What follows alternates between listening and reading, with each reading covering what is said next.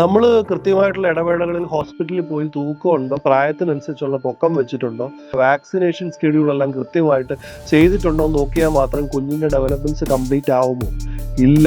കുഞ്ഞിൻ്റെ 80% brain development നടക്കുന്നത് ഈ 4 വയസ്സ് വരെയുള്ള കാലഘട്ടത്തിലാണ്. പലപ്പോഴും പാരൻസ് കുഞ്ഞുങ്ങൾ സ്കൂളിൽ വിടാനുള്ള പ്രായമാകുമ്പോഴായിരിക്കും കുഞ്ഞുങ്ങൾ സ്കൂളിൽ പോകാനുള്ള തയ്യാറെടുപ്പായോ അല്ലെ സംസാരിക്കുന്നുണ്ടോ എന്നുള്ള കാര്യങ്ങളൊക്കെ ശ്രദ്ധിച്ചു തുടങ്ങുന്നത്. പക്ഷേ ഇത് ചെറിയ പ്രായത്തിൽ നമ്മൾ നിരീക്ഷിച്ച് തുടങ്ങിയാലേ അവർക്ക് എന്തെങ്കിലും തരത്തിലുള്ള ഡെവലപ്മെന്റൽ ഡിലേ ഉണ്ടോ എന്നുള്ളത് നമുക്ക് അറിയാൻ പറ്റുള്ളൂ. കുഞ്ഞിൻ്റെ വളരെ ക്രൂഷ്യലായിട്ടുള്ളൊരു ന്യൂറോ മെച്ചുറേഷൻ ഏജാണ് കടന്നു പോകുന്നത്.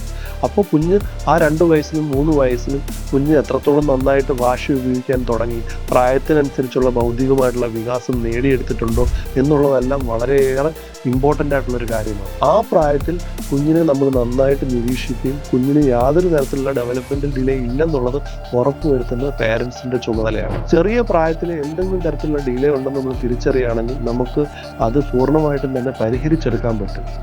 ഏർലി സ്റ്റേജിൽ നമ്മൾ ഡിറ്റക്ട് ചെയ്താൽ നമുക്ക് ഏർലി ഇൻ്റർവെൻഷൻ വഴി കുഞ്ഞിനെ ഒരു മുഖ്യധാരയിൽ എത്തിക്കാനുള്ള ചാൻസസ് വളരെ ഹയറാണ്. ആദ്യത്തെ ഒരു 4 വയസ്സിനുള്ളിൽ നമുക്ക് കിട്ടുന്ന ഇൻ്റർവെൻഷൻ, ഈ ഏർലി ഇൻ്റർവെൻഷൻ നമുക്കൊരു 3 മാസം കൊണ്ട് കിട്ടുന്ന മാറ്റം ഈ 4 വയസ്സ് 4.5 വയസ്സ് കഴിഞ്ഞാൽ അത്രയും മാറ്റം വരാനായിട്ട് കുഞ്ഞിന് ഏകദേശം ഒരു വർഷം 1.25 വർഷമെങ്കിലും എടുക്കും. അതുകൊണ്ടാണ് early detection and early intervention അത്രയും ഇമ്പോർട്ടൻ്റ് ആണെന്ന് പറയുന്നത്.